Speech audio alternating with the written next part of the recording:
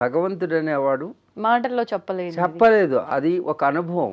ఉమ్, ఉమ్, అందుకే భగవంతుడు చూపిస్తావంటే తీపిని అంటే స్వీట్ని చూపించగలవు కానీ ఉమ్, తీపి ఎలాగుందో చూపించలేవు. ఉమ్, ఎవరికి వారు నోటు మీద నాలుక మీద వేసుకుంటే నీకు ఒక రకంగా అనిపించవచ్చు, నాకు ఒక రకంగా అనిపించవచ్చు. ఉమ్, కాబట్టి నీ అనుభవం నీది, నా అనుభవం నాది. అందుకే భగవంతుడి విషయంలో ఎవరు అనుభవం వాళ్ళది.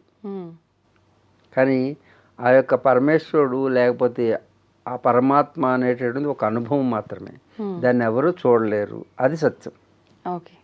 అందుకు సత్యాన్వేషణ చేయాలంటే మనకి అనుభవజ్ఞులైనటువంటి వారు గతంలో అనుభవించి వాళ్ళు చెప్పిన దాన్ని ఆధారం చేసుకోవాలి. కానీ మీరు కూడా అనుభవించాలంటే మీరు వాళ్ళు చేసింది చేయాలి. ఆ ప్రయోగాలు ఉమ్, ఉమ్, ఏది మన ఋషులు అందించినవి ఆగమాలు. అవును.